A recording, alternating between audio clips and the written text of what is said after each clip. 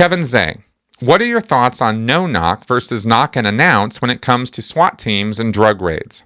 I, for one, think everything should be done the knock and announce way.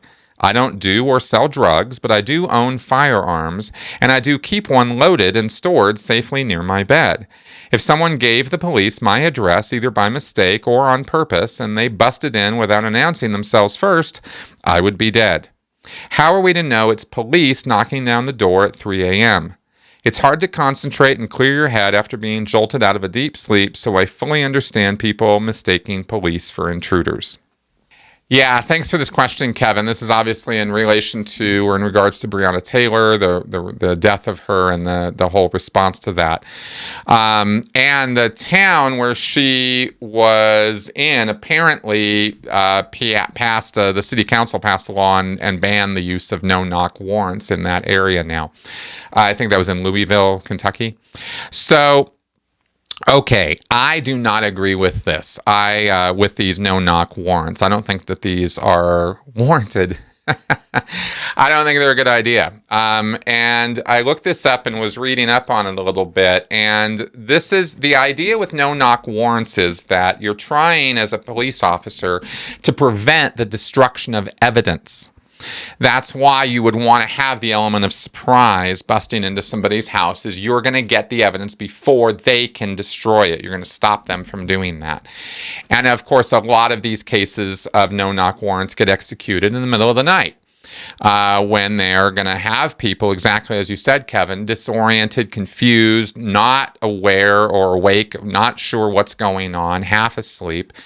This is a really, really bad place for people to be because if you want to kick in a fight or flight like that, then do it when somebody's half asleep. They're not consciously, rationally going to be able to give you a thinking, rational response. There's just no way. The second you're jolted out of sleep, you are not in let me calmly figure out and review the situation here and see what's happening. That is not anybody's frame of mind when they are first woken up, especially out of a deep sleep in the middle of the night. But regardless of whether it happens at night or in the day, the problem with this is you're supposed to identify yourself as a police officer. Even, with a no-knock, you're not knocking first. You're not alerting the person that you're there. Suddenly, you're just busting into their house. And then you're supposed to be saying, police, this is the police. We are executing a warrant. You're supposed to identify yourself, right? But you have to identify what that saying words, shouting words into the air is not identifying yourself if the other person can't or doesn't hear you or can't process what you're saying. And certainly at 3 a.m, they can't. So this idea that you're going to bust into a house, identify yourself, and the people there are just going to calmly go along with it is the stupidest thing I've ever heard in my life. And unfortunately, I am pretty supportive. If you guys have watched my content on the training or retraining of police, which I put up after the George Floyd incident and my views on that, I've been very, very clear about the fact that I support the police. I want the police to do a better job. I want them to get competent and trained and proficient at their tools and at their job. But this is one of those tools that I think is been abused. Let's just put it that way. I don't know that no-knock warrants are never called for. I really feel a little uncomfortable making a blanket statement that there should never be the execution of a no-knock warrant. But I found it interesting that they have substantially increased over time. One estimate that there were 1,500 annually in the early 1980s, whereas there were 45,000 no-knock warrants issued in 2010. And that was 10 years ago. I don't know where they're at now. As far as some of the case law on this and looking at how this came about, it really was in order to prevent the destruction of evidence. And they are issuable in every state except Oregon and Florida. Both of those states have banned or not allowed them by law. 13 states explicitly authorize no-knock warrants, and 20 additional states you can get them. So So this is happening across across the United States. And, here we go. Yeah, the number of no-knock raids has increased from 3,000 in 1981 to more than 50,000 in 2005, according to Peter Kraska, a criminologist at Eastern Kentucky University in Richmond. Raids that lead to death of innocent people are increasingly common. Since the early 1980s, 40 bystanders have been killed, according to the Cato Institute in Washington, D.C. In Utah, no-knock warrants make up about 40% of all warrants served. In Maryland, get this, 90% of SWAT deployments were to serve search warrants with 2/3 through forced entry. From 2010 to 16, 81 civilians, 13 officers died during SWAT raids, including 31 civilians and 8 officers during execution of no-knock warrants.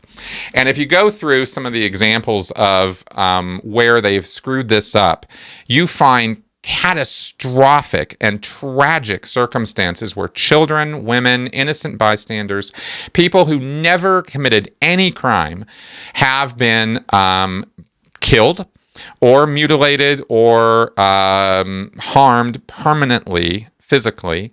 For the rest of their life, they're going to carry these scars and trauma of these incompetent police. And let me stress, incompetent police who put the wrong address down, have sometimes knowingly issued false information to judges in order to get these warrants. I mean, I cannot even begin to describe the ire that is well-deserved to incompetent police officers who cannot just take the time to do their damn job and get it right. So that's a problem, right? And I am not going to be sympathetic about that, because when you're going after a criminal and you harm the criminal in, let's say, a firefight, or the criminal, presents a weapon or something like that, well, I'm not going to necessarily have a whole lot of sympathy for that criminal. But when you go busting into some person's house, like let's say my apartment in the middle of the night, and shoot my wife, do you think I'm just going to let that go by? I mean, that just no big deal. And one for one, these police officers who murder people in their sleep, in their homes, in their apartments, get off scot-free. Completely disgusting. It is unacceptable. Incompetence needs to have consequences when it comes to law enforcement. Anyway, you can see I'm a little riled up about that. So, I get a little upset reading through the history of this and some of the gross negligence and misbehavior, on the part of these police officers has been quite upsetting. And there are just case after case after case after case. You can take a look at the Wikipedia page on this if you want, or do some other deep dive research. There's a ton of articles here to dive into where police officers have totally screwed the pooch on this. And this is one of those cases where I don't know that they should be banned. Okay, I want to be clear. I don't know. Maybe I'm walking my original statement back a little bit, but I want to be clear. I think that what we have here is a tool that has been taken grossly out of context and has been now become the standard. This is how we're going to execute warrants now, in cases where it was never called for, never should have even been intended to be that way. But now that's what we've got, is police officers just running rampant with this power and abusing it.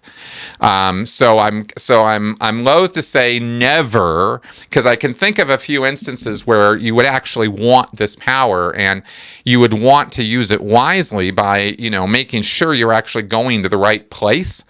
A place where crimes are occurring, where you have actual evidence that crimes are occurring, or such a strong suspicion of it that it's that it's crystal clear that this is one of those circumstances, and clearly we've seen police abuse that power. So I think it should be probably taken away from them for a while until they get their heads on straight, and until we get these guys trained and competent at their jobs. And I just, there is no excuse for murdering innocent civilians.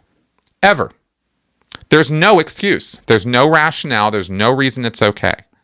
And if, as we see with, cases like this, where you give police the authority or power to do something and they abuse it, well, it's like a little kid. You take it away until they grow up and learn how to use it right, and then you can give it back to them. So that's what I have to say about that.